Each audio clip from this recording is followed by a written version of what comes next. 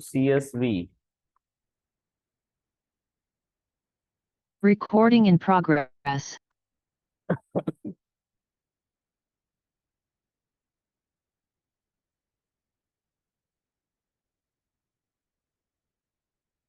एक second.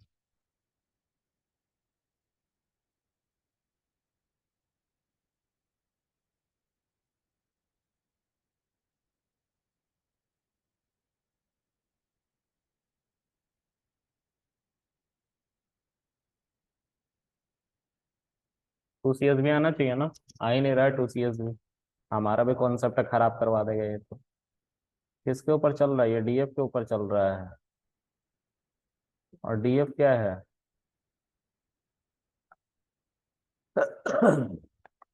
DF1 dot two underscore CSV। इसमें save कर दो, और तुम्हें उस पाथ का नाम देना है जहां पे सेव करना है। तो मैं करंट वर्किंग डायरेक्टरी में सेव करना चाहता हूँ, तो मैं कोई पाथ का नाम नहीं दूंगा, बस फाइल का नाम दूंगा। तो मान लो स्ट्रक्चर्ड डेटा सेट, ठीक है। और डॉट CSV में करना चाहता हूँ तो CSV लिख दो, है ना। चला लो इसको, देखो स्ट्रक्चर डेटा सेट CSV में खोला है ना, CSV में खुला है ये अब, ठीक है। तो ये देखो खुला है ना, 0 1 2 अपने तरफ से दे रहा है ये, ठीक है। तो ये हमारा एक स्ट्रक्चर्ड डेटा हमने बना लिया, स्ट्रक्चर्ड डेटा में कन्वर्ट करके इसको सेव कर लिया, हेडिंग वेडिंग सब कुछ दे दिया, क्योंकि ये पहले अनस्ट्रक्चर्ड हुआ करता था, ठीक है। अब हमारा जो डेटा सेट है ये वाला, इस पे हम प्रोसेसिंग सीखेंगे, फिल्टरिंग सीखेंगे, ठीक है। तो इस रिकॉर्डिंग को ऑन किए, यहाँ पे रखो, ठीक है। ये हमारा वही डेटा सेट है DF, जो हमने अभी बनाया था प्रोसेसिंग सीखने के लिए कि कैसे डेटा को फिल्टर करेंगे। देखो यहाँ पर थोड़ा ध्यान से समझोगे तो ये जितने डेटा है ना, ये हमारा नैन है, यानी कि खाली है, ये खाली है, ठीक है।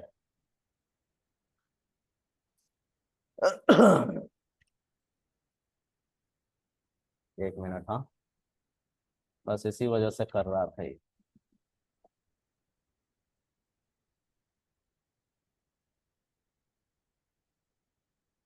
पता नहीं क्या हो जाता है इसको, बट जो भी होता है बहुत बुरा होता है।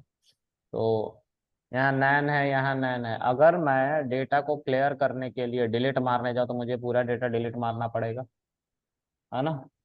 उसके अलावा इसको भी डिलीट मारना पड़ेगा, क्योंकि इसमें भी एक नैन वैल्यू है।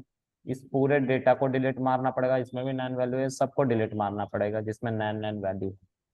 तो हम ये काम कर सकते हैं, कैसे कर सकते हैं?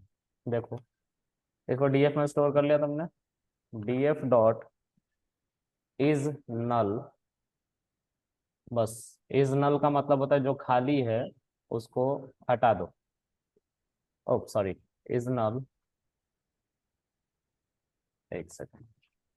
DF डॉट ड्रॉप होता है, ड्रॉप NA। ड्रॉप NA क्या करता है? कहता है कि जो भी वैल्यू, अब ये भी है एक प्रॉपर्टी, मैं इसको बताऊंगा, ये थोड़ा सा खराब प्रॉपर्टी है। इसमें जो डेटा डिलीटेड नहीं होती है उसके जगह पर ट्रू लिखा हुआ आता है, जो पहले चलाया था, ठीक है, उसको बता देता हूँ। देखो इज नल का मतलब होता है कि जो डेटा हमारा नहीं अवेलेबल था वहां पे ट्रू लिखा हुआ आएगा, और जो डेटा अवेलेबल था वहां पे फॉल्स लिखा हुआ आएगा। उल्टा करके आता है, क्योंकि हम इज नल पूछ रहे हैं ना, क्या नल है।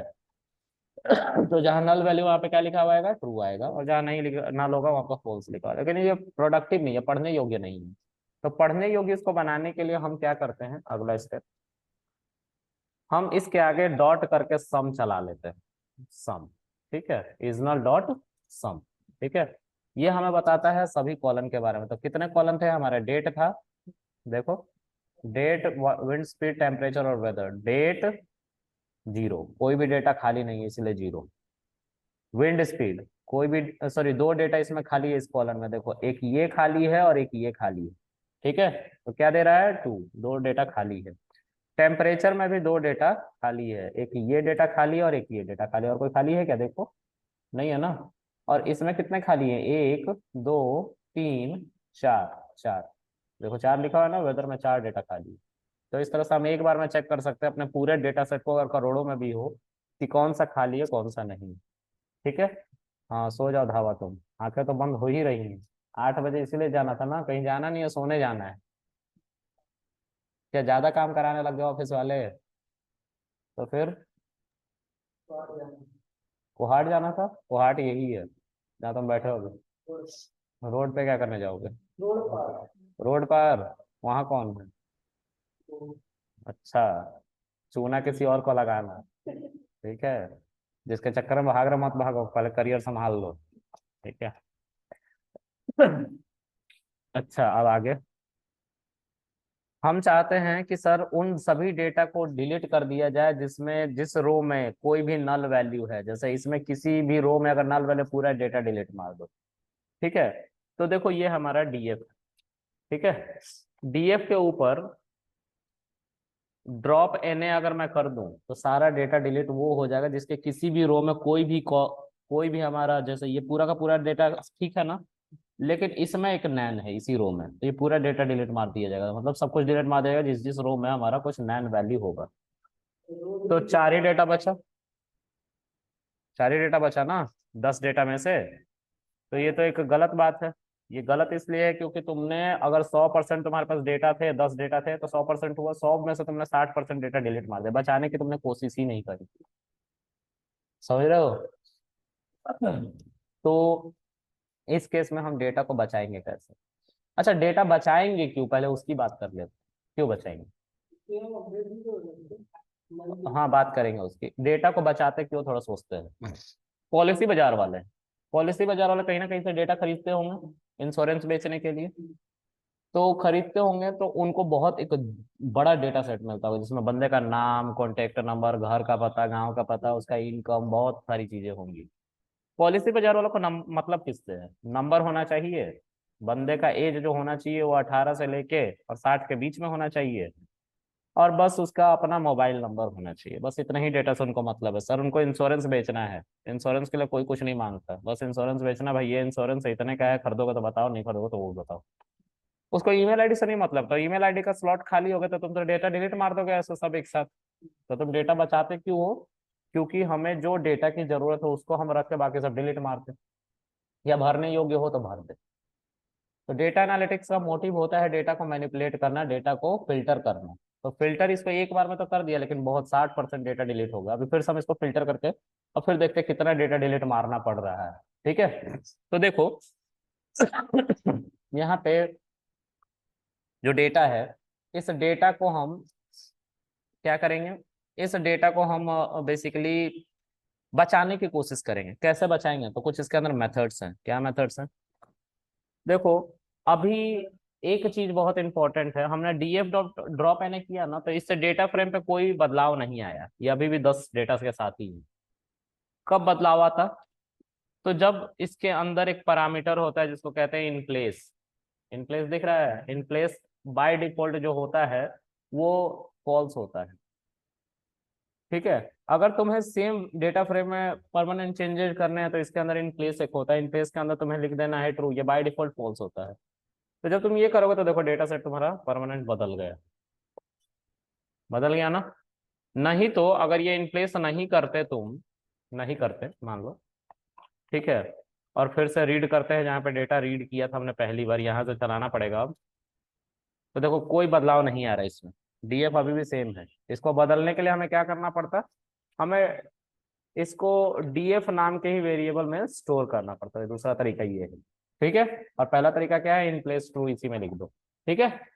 तो इससे अब हमारा डेटा सेट देखो बदल गया। बदल गया ना? तो ये तरीके हैं डेटा को परमानेंट डीएफ में बदलाव करने का। तो फिर से चलाना पड़ेगा, और इसको नहीं चलाएंगे, इसको चलाएंगे तो भसड़ हो जाएगी। फिर से चलाना पड़ सकता है डेटा, लग रहा पढ़ना ही, चलाना ही पड़ेगा, ठीक करना पड़ेगा, चलो जो भी है।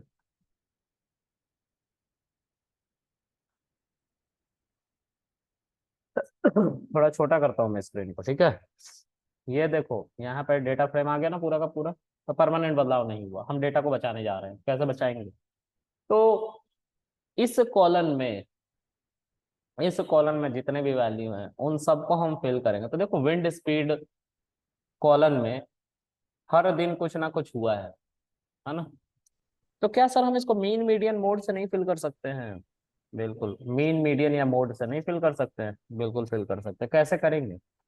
तो हम बोलेंगे या तो सबको मैनुअली तुम एक एक करके निकालो, ठीक है, सबको क्या करो, मैनुअली एक एक करके निकालो, तो उसके लिए पाइथन का कोड लिखना पड़ेगा, तो पाइथन का कोड और फिर पांडास की मदद से बताते हैं, दोनों तरीके से, है ना।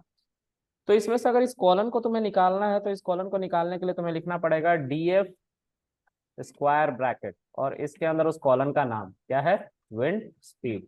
देखो सारा डेटा आ गया, उस कॉलन का नाम लिखे तो आ गया ना। अब इसको तुम किस में कन्वर्ट कर लो, एक लिस्ट में कन्वर्ट कर लो, लिस्ट बन के आ गया। अब तुम्हें एक पाइथन की कोड लिखनी पड़ेगी, फॉर आई इन रेंज। तो रेंज क्यों लिखोगे, तुम लिखना list parenthesis DF square bracket wind speed, है ना, ये लिख सकते हैं। और जो भी वैल्यू आएगी उसको प्रिंट करा करा के देख लेंगे। सारी वैल्यू प्रिंट हो रही है, हमें क्या करना है, नैन वैल्यू को तो हटाना है ना।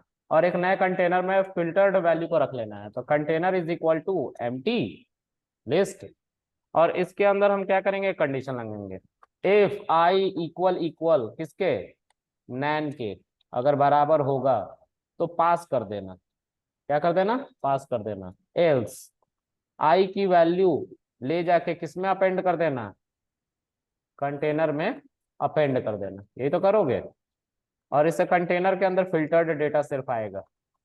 देखो, ओ सॉरी, क्या हुआ, पास हो गया।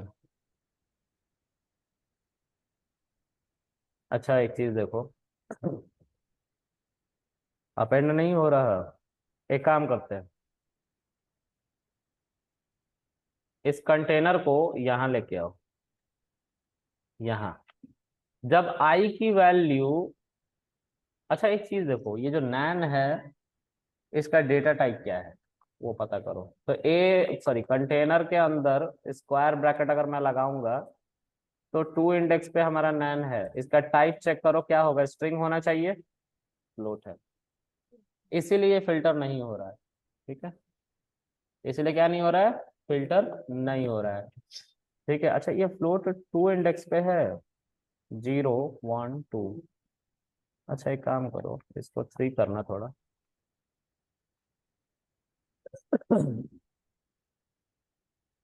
कंटेनर को फिर से प्रिंट करने कुछ गलत बता रहा है,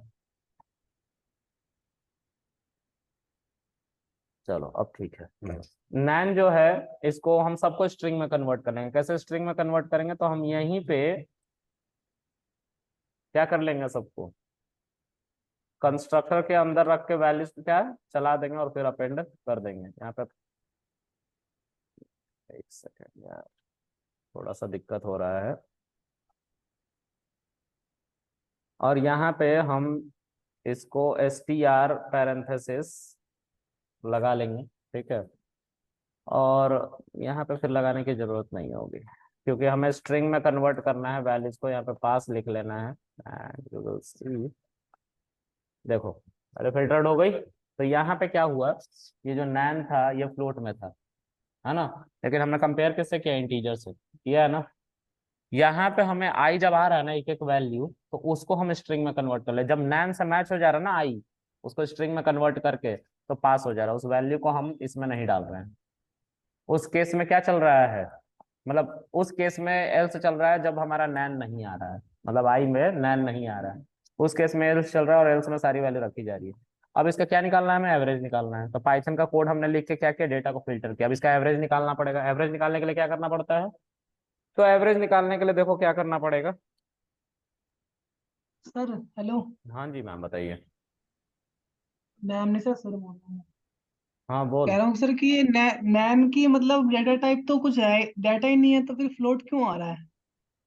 नैन का डेटा टाइप है भाई, नहीं मतलब डाटा ही नहीं है ना उसके अंदर, तो कुछ है ही नहीं। तो डेटा नहीं है फिर भी कुछ ना कुछ तो होगा मेरे भाई। ये नैन लिख पांडास दे। तुम पढ़ रहे हो मेरे भाई, ये पांडास है, ठीक है, पांडास के अंदर नैन को देखो, यहाँ पे कैपिटल में आ रहा है, यहाँ पे स्मॉल में आ रहा है, इस नैन को बताया गया है फ्लोट, ठीक है।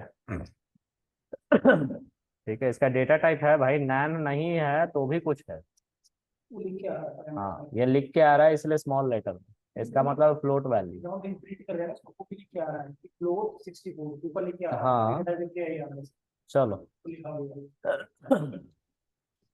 अब जो है इसको हम किस में कन्वर्ट करेंगे, एवरेज में। तो एवरेज में कन्वर्ट करने के लिए क्या करना होता है, सबसे पहले तो इन सबको सम करो, तो सम नाम का एक मेथड होता है हमारे अंदर, या नमपाई हमने पढ़ रखा है ना, तो नमपाई का यूज करो, इंपोर्ट नमपाई एज एनपी। ठीक है, अब उस एनपी के अंदर एक सम होगा, दिख रहा है सम, और इसके अंदर किसको डाल दोगे, कंटेनर को, तो सारी वैल्यू सम होके आ जाएंगी। अब तुम्हें और क्या करना है, जितनी वैल्यू सम होके आई हैं इनको डिवाइड करना पड़ेगा टोटल नंबर ऑफ एलिमेंट्स से, जितने के वैल्यूज हैं। तो कितने वैल्यूज है इसके अंदर गिनो। तो हम लेंथ के अंदर कंटेनर को अगर पास कर दो तो लेंथ निकल के आ जाएगा और डिवाइड हो जाएगा और हमारी वैल्यू मिल जाएगी 24.375। तो इससे हम क्या करेंगे, अपने इस लिस्ट को भर देंगे। ठीक है, क्या करेंगे, फिल कर देंगे। तो इस लिस्ट को जो यहाँ पे तुमने रख रखा है, ठीक है, यहाँ पे जो तुमने रख रखा है, इस लिस्ट को फिल कर देंगे, है ना। तो इस लिस्ट को जब हम फिल करेंगे तो df is equal to, sorry df कह रहा हूँ, वेदर लिस्ट, नाम थोड़ा सोच समझ के देना, ठीक है, वेदर लिस्ट, ठीक है, इज इक्वल टू, ठीक है, ये हमारा वेदर लिस्ट है, इसमें हमें फिल करना है, ठीक है, जहां जहां नैन है। ठीक है, तो नैन की जगह पे फिल करने के लिए हमें क्या करना पड़ेगा, लूप चलाओगे, चलाओ, बताओ क्या करोगे। तो फिर से यही वाला लूप उठा के ले आओ, ठीक है, कंटेनर 2 कर लो, और यहाँ पे इस बार जो पास लिख रहे थे ना, यहाँ पे क्या लिख देना, वही वाला वैल्यू लिख देना जो तुम्हारा आया है यहाँ पे, इसे फिल कर देना। ठीक है, किसको, यहाँ पे भी लिखना कंटेनर डॉट अपेंड, और यहाँ पे वो वैल्यू लिख देना जिसे फिल करोगे। ठीक है, अब कंटेनर 2 को चलाना है, तो कंटेनर 2 यहाँ पे लिखना पड़ेगा और यहाँ पे भी लिखना पड़ेगा। ठीक है, चलाओ। अब कंटेनर 2 को देखो, सारी वाली फील्ड आ रही है।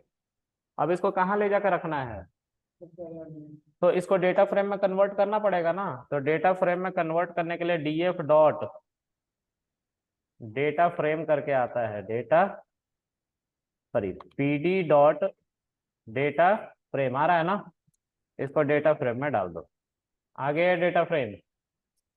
ठीक है, अब ये जो वैल्यू आ रही है इसको हम एक न्यू डीएफ में स्टोर मान लो कर लेते हैं। बहुत पापड़ बेलने पड़ रहे हैं ना ये काम करने के लिए, देखो। और इसको कहाँ लेके जाना है हमें, इस वाले कॉलम को फिल करना है, यही तो था वेदर वाला, है ना, तो विंड स्पीड वाला। तो हम इसके जीरो इंडेक्स की वैल्यू को कॉल करेंगे तो ये पहले वाले सीक्वेंस में आ जाएगा, जिस सीक्वेंस में पहली बार हमने निकाला था यहाँ पे, है ना। जैसे मैं तुमको दिखाता हूँ, ये सीक्वेंस था, इतना को जब तुम चलाते थे तो इससे निकल के आता था तुम्हें कुछ ऐसा डेटा जिसमें नैन नैन थी, उसको अब हमने फिल कर लिया, देखो यहाँ पे। अब इसको कहाँ ले जाकर रख देना, उसी कॉलम में जिस कॉलम में था ये। तो डीएफ डॉट डीएफ के ऊपर हमारा कौन सा कॉलम था जिसके ऊपर ये डेटा था, वेदर था ना, तो वेदर को लिखो। ठीक है, और वेदर के आगे इक्वल टू का सिंबल लगा के न्यू अंडरस्कोर क्या करोगे, डीएफ। ठीक है, और जीरो इंडेक्स। अब जो डीएफ है, सर विंड स्पीड है। यहाँ पे फिल कर दिया उठा के, ये तो गलती हो गई, ये तो हमारा पोपट हो गया। तुम लोग भी बस देख रहे हो, बता नहीं रहे हो। चलो, विंड स्पीड पे इसको फिलअप करना है। ठीक है, फिर से चलाते हैं, ऊपर से चलाना पड़ेगा सब कुछ। ये अच्छी बात है, देख रहे हो, ये टूल का इतना अच्छा बात है ना कि ये कोई भी चीज को तुम शुरू से चलाओ सब अलग अलग चलेगा और तुम्हारा डेटा सही चल के आएगा। ठीक है, देखो फिल हो गया, कुछ नहीं करना पड़ा, एक जगह बदलाव करो फिर ऊपर से चला दो सब एक एक लाइन करके, देखो ये फिल हो गया। अब जो तुमने इतना पापड़ बेला बैठ के, उसको बहुत आसान तरीके से करा जा सकता था पांडास की मदद से, जिसके लिए तुमने इतना पाइथन का कोड लिख दिया बैठे बैठे, है ना। बस इतना लिखने के लिए धावा सब आना भी चाहिए, है ना। तो क्या करेंगे हम, पीडी डॉट, ओ सॉरी, ये डेटा फ्रेम है ना, इस डेटा फ्रेम के इस कॉलम को मैं फिल कर रहा हूँ। ठीक है, इसमें भी तो नैन है, तो इसको भी मैं मीन से फिल करना चाहता हूँ। तो हम क्या करेंगे, डीएफ डॉट या पीडी डॉट एक काम करो, डीएफ डॉट मीन से हम चाहते हैं कि इसको फिल कर दे डेटा फ्रेम को, है ना। मीन में किस कॉलम का मीन निकालोगे, तो डीएफ के टेम्परेचर टेम्परेचर का मीन टेम्परेचर का निकाल होगा, है ना।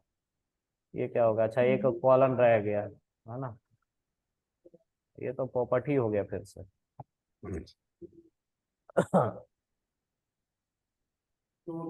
रुक जाओ, पहले इसको अलग अलग करके सीखते हैं। डीएफ के अगर तुम, कौन सा कॉलन है, टेम्परेचर कॉलन है, ठीक है। टेम्परेचर को चलाओ तो ये सारा डेटा आ रहा है। इसका मीन क्या होगा, तो पीडी डॉट, या डीएफ के ऊपर मीन निकालो, आ गया मीन, मीन निकल के आ गया। अब इसको किस पे चलाना है, डीएफ के ऊपर वेदर पे, वेदर पे चलाना है ना, टेम्परेचर टेम्परेचर पे चलाना, ठीक है। और इक्वल टू कर लेना, ठीक है, इक्वल टू कर लेना तो इससे भी अपडेट हो जाएगा, देखो। लेकिन इसको, इसने तो सबको 40 कर दिया। को कर दिया सर।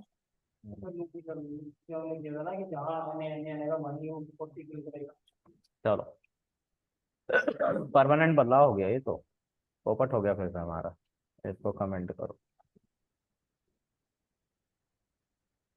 ऊपर से चलाओ फिर से, कहाँ गया, कहाँ पे इंपोर्ट किया था पहली बार, यहाँ पे किया था ना।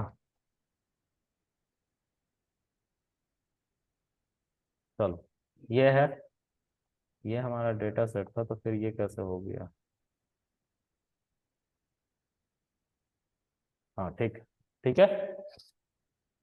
इसको हम df dot fill N A होता है, जैसे ड्रॉप एन ए था ना, उसी तरह फिल एन ए था, ठीक है। वो दिक्कत थी उसमें, तो हम इसके अंदर आपका जो df है डॉट, डीएफ के ऊपर कौन सा, देखो डीएफ के ऊपर तुम स्क्वायर ब्रैकेट लगा के भी वेदर चला सकते, सॉरी टेम्परेचर चला सकते हो, एक तो ये तरीका है, ठीक है। इसको देख लो एक बार, डीएफ स्क्वायर ब्रैकेट तुम या तो टेम्परेचर चला लो, तो सारा टेम्परेचर निकल के आ जाता है। इसी चीज को करने का ये भी तरीका है, डीएफ डॉट टेम्परेचर आ रहा है, इससे टेम्परेचर आएगा, दोनों तरीके से आता है ये, ठीक है। देख लो धावा साहब, नहीं तो पता चला कि कुछ नहीं समझ में आया, ठीक है। तो टेम्परेचर दो तरीके से निकल सकता है, डॉट लगा के भी निकल सकता है और ऐसे भी निकल सकता है। एक चीज का ध्यान रखेंगे, जब हमारा कॉलन का नाम टूटा हुआ हो, मतलब स्पेस भी ना हो, अंडर स्पेस हो, अंडरस्कोर ना लगा हो बीच में, तो अलग अलग हो गया ना, उस समय ये डॉट काम नहीं करता है, उस समय हमें ऐसा ही लिखना पड़ता है स्ट्रिंग में, ठीक है। तो हम फिल एन करेंगे, लेकिन हम किससे फिल एन करेंगे, मीन से, किससे करेंगे, मीन से। मीन आ गया, जितने भी हमारे डेटा हैं उन सबको हम फिल करेंगे, लेकिन किससे फिल करेंगे, एन ए से, सॉरी मीन से।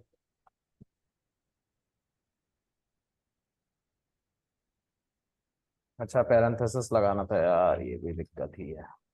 देखो फिल हो गया, मीन से हुआ ना, तो हमारा जितना डेटा था उसका मीन 40 ही आ रहा था ना, देखो 40 से दो जगह फिल कर दिया गया है, तो ये फिल एन ए ये काम करता है। उसके अंदर हमें क्या चलाना होता है, मीन का फॉर्मूला, ठीक है। किसका मीन सर निकालना था उसने वैसे, ऑटोमेटिकली निकाल के फिल कर दिया है ना। राइट राइट राइट, ऑटोमेटिकली निकाल के उसने फिल कर दिया, पहले हमें इसको। कुछ शो नहीं किया, जस्ट मेन निकाला और उसमें ही फिल कर दिया है। हाँ मतलब इसने बेसिकली क्या किया है कि इसकी मदद से आपका मीन निकाल के ले आया, ठीक है, जो इसके अंदर लिखा हुआ था, ठीक है।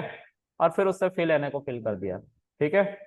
अच्छा एक चीज देखो, इसने इस कॉलन को भी फिल कर दिया है, देख रहे हो, ये तो गलती हो गई ना, इसने फिल एन ए सब पे कर दिया, तो अब हमें स्पेसिफिक होके फिल करना था ना, स्पेसिफिक होके फिल करना था, स्पेसिफिक मतलब इसी तो कॉलन पे सर फिलिंग करनी टेम्परेचर थी। तो आपने मेंशन किया था। हाँ नहीं, यहाँ यहाँ पे टेम्परेचर मेंशन करना पड़ेगा, हाँ ओके। यहाँ पे हमने मेंशन किए ना, हमने सब जगह फिल कर दिए, ठीक है। तो यहाँ पे इसको फिर से करते हैं, फिर से चलाओ डेटा, कहाँ गया। सर दर्द कर रहा है बहुत तेज, चलो, अरे नहीं देखिए, यहाँ से नहीं,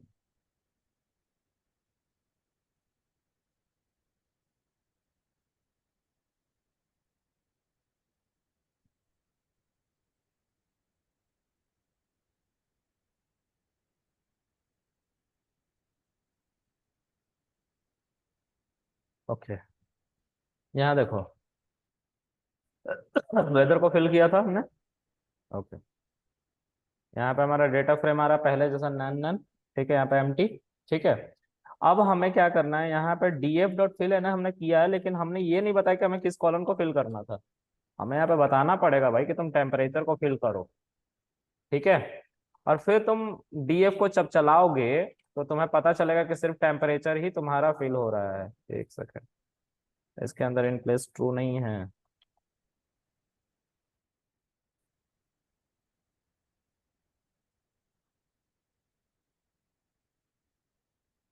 इन प्लेस ट्रू,